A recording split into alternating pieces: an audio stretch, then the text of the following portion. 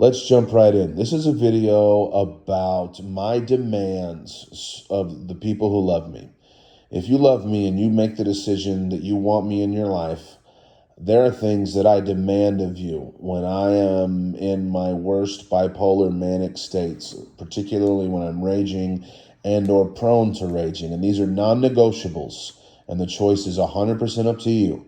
You either strictly abide by these rules unflinchingly, or you leave me alone. And I don't care who you are, those are the rules. So, here we go. If you have a loved one or a child or someone like that who's very, very ill, very sick, something they were born with or whatever, you take care of them, especially if there's someone who needs care, right? And so here's where we're going with this.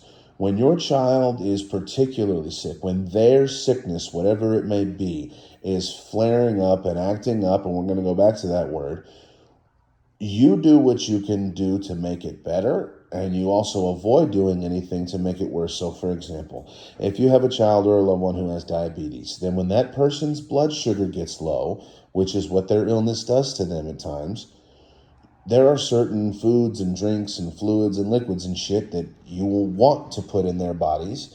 And there are other foods and drinks and liquids and shit you want to keep out of their bodies. And so whenever your child or loved one's blood sugar gets low, you say, we're going to take care of you.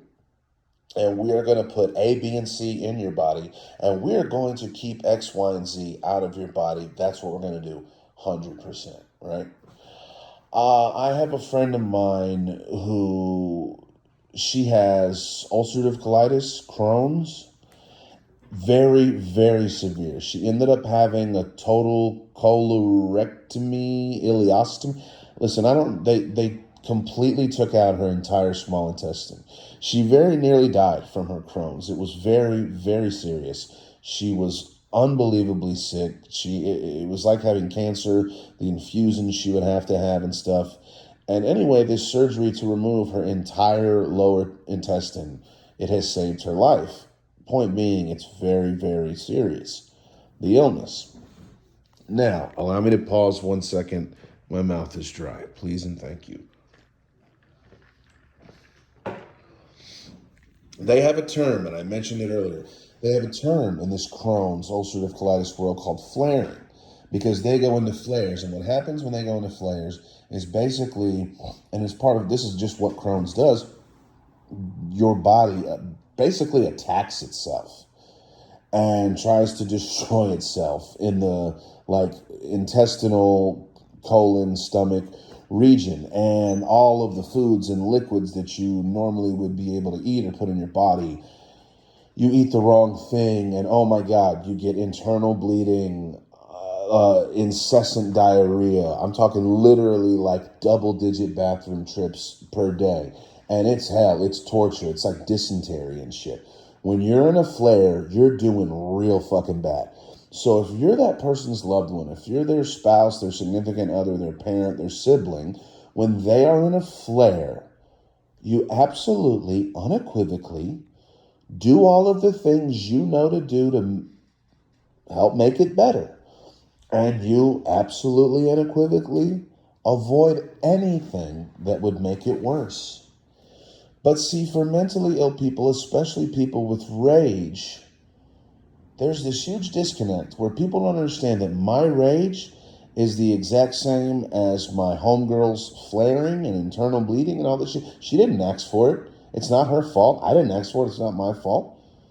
Person with diabetes or blood sugar low, this shit happens. No one's mad at them. No one's like, no, I will not help you. No, I will not listen to what you have to say. So here is where I want to go when we talk about me. So, and this is the number one thing before I can do this about me, because nobody, absolutely nobody can deny this. I literally do not know a single person who works harder on themselves to improve themselves, to take control of their life, especially anyone who's sick, as direly sick as I am. Okay, my track record is immaculate. The amount of blood, sweat, tears, sweat equity, man hours, whatever little words or phrases you want to say, the amount of therapy that I have that I have on my own volition signed up for and been through, the rehabs, the Option Institute, the level of honesty that I have, the way that I'm constantly trying to do the best that I can and being honest with and working with everyone in my circle. No one can deny how hard I work. And then because my mental illness, because unfortunately when I'm in a flare, I'm a raging asshole, I have honest, real, loving, truthful conversations with the people I love and say, hey, these things are going to happen and I'm always going to regret it and feel terrible. And so therefore, in the meantime, anytime I'm not in a flare, I'm going to do everything I can to show you how much I love you, how much I appreciate you, to give you a billion reasons to remember why you love me whenever I do mistreat you when I'm in a flare. That is my case for myself. I absolutely stand by it, and I don't think anyone could ask for anything more. Now, if you want to know what I look like when I'm in a flare, you can see it. You can actually go see it, because there is an actor portrayal that is so unbelievably realistic. It is like scene for scene, shot for shot, word for word. It is me, okay?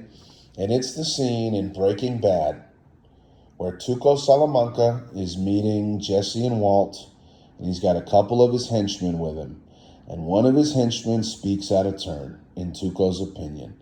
And Tuco, in a manic, meth-induced rage, goes absolutely psycho on this guy and beats him to death with his bare hands. And I'm telling you, that entire scene, from the dead look in Tuco's eyes, the shaking, the fists at the side, this man must be a method actor. You cannot understand how brilliantly, perfectly, 100% accurate that scene is. He bloodies up his knuckles and he laughs about it. He's like, oh, look at that shit, man. Like, he's out of there, bro, okay? That's me when I'm in a flare. And I don't control when I have flares, and it's not my fault when I have a flare. It would be one thing if I was out here drinking alcohol every day, doing cocaine, staying out late, living stupid. You're going to be flaring a lot, but I'm not. I'm doing the opposite of that shit. I'm watching my diet. I'm trying to get good sleep. I'm literally never not working on myself. It's an everyday thing. And I'm in constant communication with the people around me. So, here's the situation. I am me. I am Blake Ross. I am a big giant teddy bear. I'm cuddly. I'm loving. I'm positive. I'm kind. I'm thoughtful. The students I had at my school adore me. My coworkers appreciate me. Some of them revere me. Many of my students revere me. I love me. I love me. I am so proud of who I am because I've worked so hard to become the person I want to be. And who do I want to be? I want to be my mom. I am her clone. Blake Ross is her clone. And you could never aspire to be anything greater than that. Truly. And before any of this mental illness manifested itself, that's who I was. And when I'm not totally mentally ill and fucking up, that's who I am. That's a fact. That's who Blake Ross is. I'm Betsy Ross's clone. The kindest, most loving, gentle-hearted, empathic, animal-loving, whatever the fuck you name it, all right? But when I'm in a flare, you're no longer dealing with Blake Ross. You're no longer talking to Blake Ross. It's Tuco. Okay, it's 100% Tuco. It's not me. It's not me. Going back to the diabetes thing, I had a friend whose blood sugar got dangerously low at my house one time. You know what he was acting like? He was spitting on my mom's carpet in front of her and cursing her out to her face. I wasn't there. I wasn't in the room. I found this out shortly thereafter. And then he almost died in my front yard, and we got the paramedics there, and they got his blood sugar up, and he was back to himself. 100% completely different person, 30 minutes apart. Spitting on the carpet at my house in front of my mom, telling her, fuck you. That's what he was doing when his blood sugar got that low. That was not my friend Greg. That was not him. That was his disease, homie. That was not him.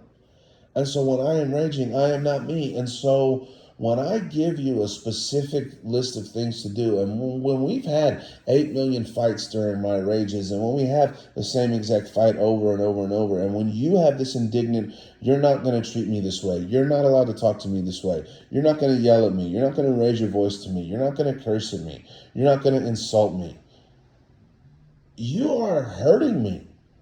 Get the fuck out of my life. Dead serious. If you think you love me, you need to reassess the situation. You are fucking me up. I'm sorry, but that's some shit you just got to realize, especially me, with how overwhelmingly reasonable I am when I'm not in a flare. So if I tell you, A, B, C, you got to do, when I'm in a flare, you got to do A, B, C. And every time I get in a flare, you're fucking, I don't know if it's your pride, I don't know if you're stubborn. I don't know what it is, but if every time I get in a flare around you and you want to buck up and like put your foot down and toe the line and tell me that I'm not going to treat you this way or whatever, then don't let me treat you this way. Fucking leave. God damn, please. Leave. Right? Or if you're going to be on some shit where like there are certain things you do that only make it worse. It's very, very linear.